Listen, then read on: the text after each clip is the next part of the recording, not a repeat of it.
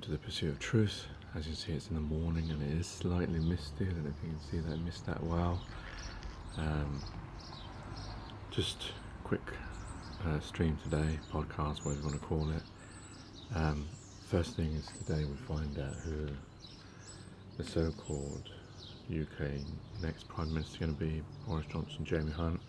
I don't think it's actually going to be Jeremy Hunt, even though everyone's saying Boris Johnson because of the way the media has backed Jeremy Hunt. The fact that when Theresa May was meeting Donald Trump when he came, it was Jeremy Hunt that was right next to him. It's Jeremy Hunt that's now wearing that American-style flag, UK flag.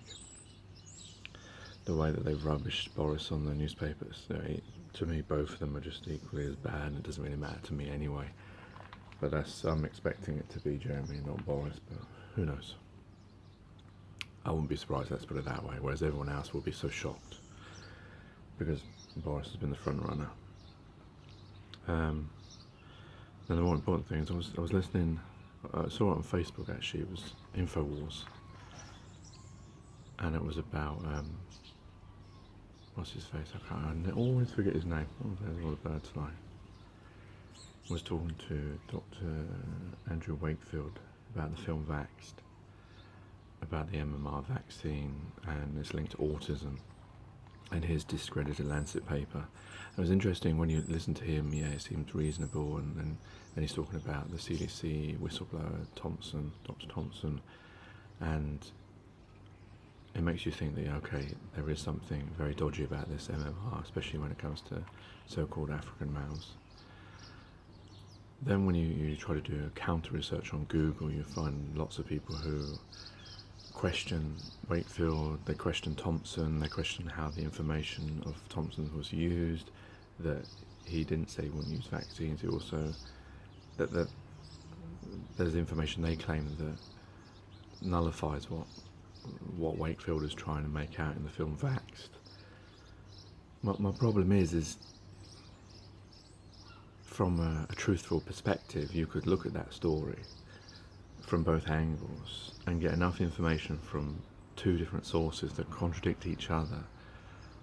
I mean, I know you could say that obviously pharmaceutical companies are going to, pay people or have supporters, even without needing to pay them, who are going to back their corner no matter what, especially those people who maybe were involved in that research, especially if they did hide information and they wanted to bury information that claimed there was a huge risk to African males.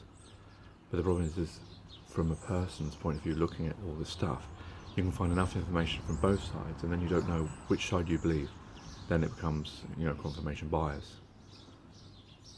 And I guess that's the same with every argument that you go on to, and that shows how easy it is then for you to be manipulated, you can read that story and think, okay, this is authority, this is actually right, and the vax thing was wrong.